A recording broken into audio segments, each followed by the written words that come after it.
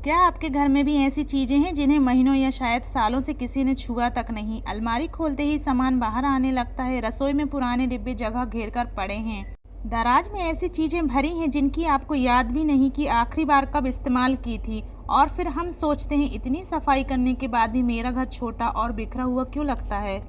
तो इसका रीजन सिर्फ धूल या गंदगी नहीं है, असली वजह है ज़रूरत से ज़्यादा सामान। जापानी लोग घर को बड़ा और साफ दिखाने के लिए सबसे पहले झाड़ू या पोंछा नहीं उठाते, वे सबसे पहले डिक्लटरिंग करते हैं, यानी घर से बेकार और गैर जरूरी सामान हटाते हैं। यही वजह है कि छोटे से छोटे जापानी घर भी खुले, शांत और हमेशा ऑर्गेनाइज दिखाई देते हैं। आज के ब्लॉग में आपको जापान की 10 आसान डिक्लटरिंग हैबिट्स बताऊंगी, जिन्हें अपनाकर आप भी बिना महंगे ऑर्गेनाइजर खरीदे और बिना ज़्यादा खर्च किए अपने घर को पहले से ज़्यादा खुला, साफ और ऑर्गेनाइज बना सकते हैं। वीडियो को लास्ट तक जरूर देखिए, क्योंकि इन आदतों को अपनाने के बाद आपका घर दोबारा जल्दी नहीं भरेगा। तो स्टार्ट करते हैं आज का ब्लॉग। हेलो फ्रेंड्स, कैसे हैं आप सब?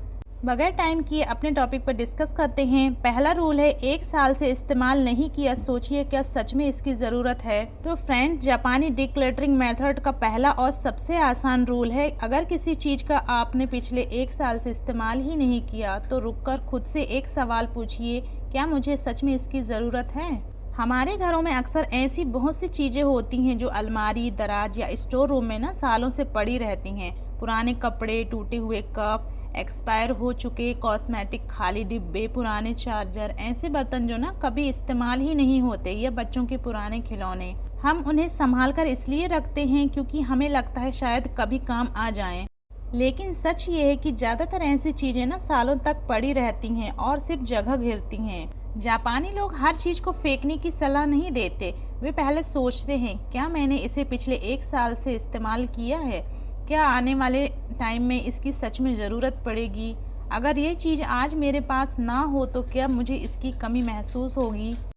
अगर इन सवालों का जवाब नहीं है तो उन चीज़ों को घर में रखने की बजाय किसी ज़रूरतमंद को दान दे देना, रिसाइकल करना या सही तरीके से हटाना बेहतर हो सकता है।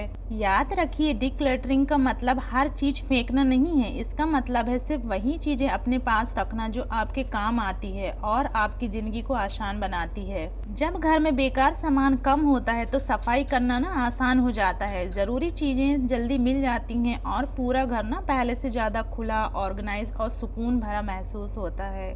इसलिए आज से ही अपने घर की किसी एक अलमारी या एक दराज से शुरू कीजिए, आप हैरान रह जाएंगे कि सिर्फ 10-15 मिनट में कितना फ़र्क महसूस होता है। दूसरा रूल है 1 in 1 out रूल।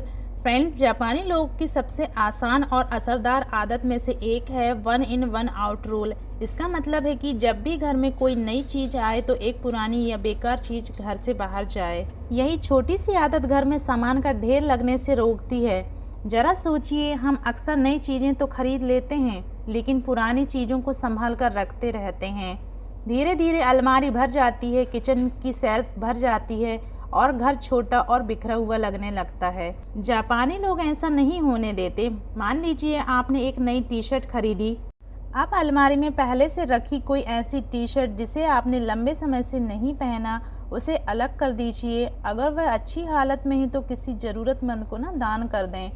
अगर आपने नया कॉफ़ी मग खरीदा है तो कोई पुराना या टूटा हुआ मग आप हटा दीजिए। यानी हर नई चीज़ के साथ एक पुरानी चीज़ को विदा करने की आदत। इस आदत का एक और बड़ा फ़ायदा है कि आप बिना सोचे समझे खरीदी करने से भी बचते हैं, और जब आपको पता होता है कि नई चीज़ लाने पर एक पुरानी चीज़ हटानी पड़ेगी तो आप सिर्फ वही सामान खरीदते हैं जिसकी सच में ज़रूरत होती है।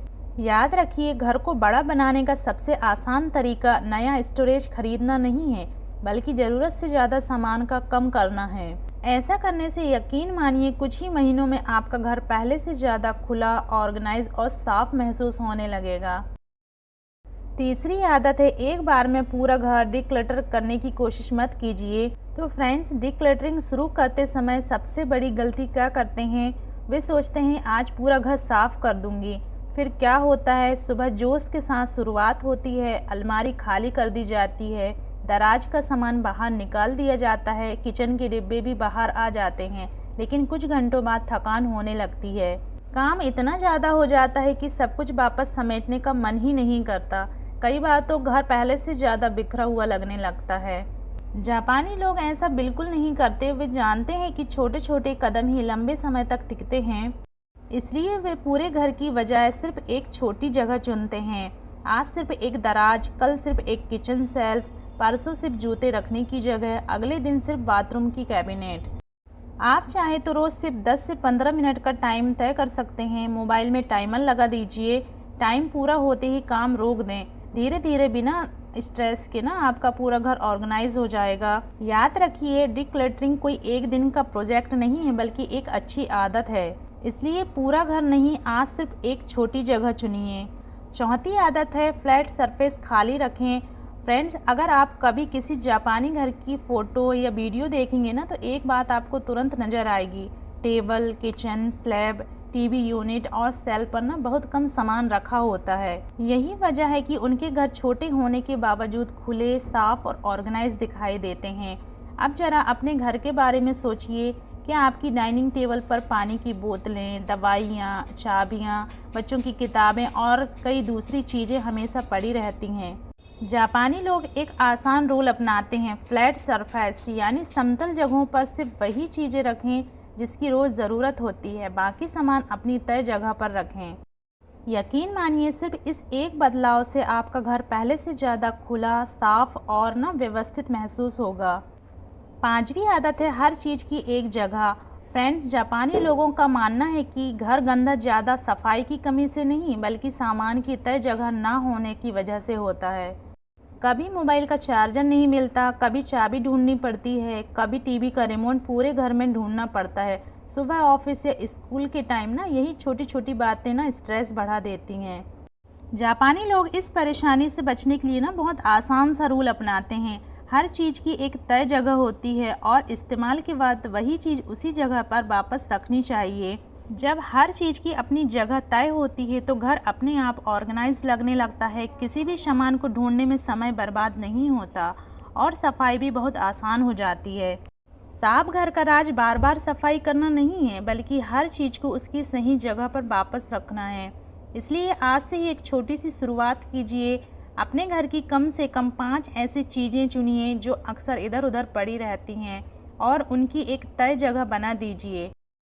छठवीं आदत है भावनाओं में आकर हर चीज़ संभाल कर मत रखिए। हम में से ज़्यादातर लोग कई चीज़ ना सिर्फ भावनाओं की वजह से संभाल कर रखते हैं, लेकिन यादें दिल में रहती। हर चीज़ को हमेशा घर में रखना ज़रूरी नहीं होता। अगर किसी चीज़ से आपकी कोई अच्छी याद जुड़ी है तो उसका सम्मान आप ना कीजिए, लेकिन अगर वह सिर्फ जगह घेर रही है और सालों से इस्तेमाल भी नहीं हुई है तो सोचिए कि क्या उसे संभाल कर रखना सच में ज़रूरी है। जापानी लोग सिर्फ वही चीज़ें अपने पास रखते हैं जो काम की हो, खुशी दे या सच में ज़रूरी हो। बाकी चीज़ों को वे सम्मान के साथ ना विदा कर देते हैं। याद रखिए, घर का हर कोना कीमती है। उसे सिर्फ उन्हीं चीज़ों के लिए बचा कर रखिए जो आपकी ज़िंदगी को ना आसान और खुशहाल बनाती है। 7वीं आदत है स्टोरेज बॉक्स भर गया नया मत खरीदिए। फ्रेंड्स, जब घर में सामान बढ़ने लगता है तो हम सबसे पहले क्या करते हैं? हम सोचते हैं एक और स्टोरेज बॉक्स खरीद लेते हैं। फिर एक नया बॉक्स आता है, कुछ दिनों बाद वह भी भर जाता है। फिर हम एक और बॉक्स खरीद लेते हैं। धीरे धीरे घर में सामान कम होने की बजाय स्टोरेज बॉक्सेस ही बढ़ते जाते हैं। लेकिन जापानी लोग इस प्रॉब्लम को बिल्कुल अलग तरीके से देखते हैं। अगर स्टोरेज बॉक्स भर गया है तो इसका मतलब ये नहीं है कि आपको नया बॉक्स चाहिए। इसका मतलब है कि घर में ज़रूरत से ज़्यादा सामान है। यही सोच जापानी घरों को साफ और व्यवस्थित बनाए रखती है। जापानी लोग मानते हैं कि स्टोरेज बॉक्स का काम ज़रूरी सामान को ऑर्गेनाइज रखना है, बेकार सामान को छिपाना नहीं। अगर हम बिना सोचे समझे सामान जमा करते रहेंगे तो चाहे कितने भी बॉक्स खरीद लें, कुछ समय बाद ना वे भी भर जाएंगे। इसलिए अगली बार जब आपको लगे कि एक और स्टोरेज बॉक्स खरीदना चाहिए तो पहले खुद से एक सवाल पूछिए, क्या मुझे सच में नए बॉक्स की ज़रूरत है या मुझे घर का थोड़ा सामान कम करने की ज़रूरत है। यकीन मानिए, कई बार जवाब दूसरा ही होगा और यही छोटा सा बदलाव आपके घर को बिना ज़्यादा खर्च किए ज़्यादा खुला और व्यवस्थित और साफ बना सकता है। 8वीं आदत है रोज़ सिर्फ 10 मिनट डिक्लटरिंग। फ्रेंड्स, जब हम घर की सफाई या डिक्लटरिंग का नाम सुनते हैं तो अक्सर लगता है कि इसके लिए पूरा दिन निकालना पड़ेगा। यही सोच हमें शुरुआत करने से ना रोक देती है। लेकिन जापानी लोगों की सोच बिल्कुल अलग है। वे मानते हैं कि रोज के 10 मिनट महीने भर में ना कई घंटों के काम के बराबर हो सकते हैं। और यही रीज़न है कि ना वे हर एक दिन में पूरा घर ऑर्गेनाइज करने की कोशिश नहीं करते। वे हर दिन सिर्फ 10 मिनट निकालते हैं और एक छोटी सी जगह पर ना ध्यान देते हैं। रोज के 10 मिनट की डिक्लटरिंग साल में कई बार होने वाली बड़ी डीप क्लीनिंग से ना कहीं आसान और ज़्यादा असरदार हो सकती है। 9वीं आदत है पूरे परिवार को शामिल करें। फ्रेंड, जापानी घरों की एक बहुत अच्छी आदत है कि घर की सफाई और सामान ऑर्गेनाइज करने के लिए ना सिर्फ एक व्यक्ति ही जिम्मेदार नहीं होता, बल्कि पूरी ना फैमिली ही होती है। अक्सर हमारे घरों में ऐसा होता है कि एक ही लोग ना, खासकर घर की औरतें पूरे घर की सफाई करती हैं, लेकिन अगर बाकी लोग सामान इधर उधर छोड़ते रहते हैं तो घर फिर से ना जल्दी बिखर जाता है। लेकिन जापान में बचपन से ही बच्चों को भी सिखाया जाता है कि जिस चीज़ का इस्तेमाल करो उसे वापस उसी जगह पर रखो। यही छोटी सी आदतें ना बड़े होने तक उनकी ना जो रूटीन है उसका हिस्सा बन जाती है। साफ घर तब बनता है जब पूरी फैमिली ना छोटी छोटी जिम्मेदारियां मिलकर निभाते हैं। इसलिए आज से एक छोटा सा रूल बनाइए, हर इंसान ना अपनी इस्तेमाल की हुई चीज़ खुद अपनी उस जगह पर रखे। यकीन मानिए इस एक आदत से घर पहले से ज़्यादा साफ और ऑर्गेनाइज और शांत महसूस होगा। 10वीं आदत है कम सामान कम तनाव। फ्रेंड, जापानी लाइफस्टाइल का आखिरी और शायद सबसे खूबसूरत रूल है कम सामान कम तनाव। इसका मतलब यह नहीं है कि आपके घर में बहुत कम सामान होना चाहिए या आपको अपनी पसंद की ही हर चीज़ हटा देनी चाहिए। इसका असली मतलब है कि घर में आप सिर्फ वही चीज़ें रखें जिनकी आपको ना सच में ज़रूरत है। यानी जितना ज़्यादा सामान होगा उतना ज़्यादा ना समय उन्हें संभालने, साफ करने और ढूंढने में लगेगा। जापानी लोग यह नहीं कहते कि कम चीज़ें खरीदो, वे कहते हैं कि जो चीज़ घर में आए उसकी एक सही जगह हो और वही आपकी ज़िंदगी को आसान बनाए। यकीन मानिए जब घर से बेकार सामान कम होता है तो सिर्फ जगह ही खाली नहीं होती, मन भी पहले से ज़्यादा हल्का और सुकून भरा ना महसूस करता है। तो फ्रेंड, जापानी लोग घर को सुंदर बनाने के लिए महंगे डेकोरेशन से ज़्यादा ना कम सामान और अच्छी आदतों पर भरोसा करते हैं। याद रखिए, साफ घर की शुरुआत झाड़ू से नहीं, बेकार सामान हटाने से होती है। अगर आपको मेरी वीडियो पसंद आई हो तो इसे लाइक करें। कमेंट में बताइए आप अपने घर की सबसे पहले कौन सी जगह डिक्लटर करने वाली हैं, किचन, बेडरूम या स्टोर रूम। वीडियो को शेयर करें, मेरे चैनल को सब्सक्राइब कर लें। मिलते हैं नेक्स्ट वीडियो में। Okay, bye bye.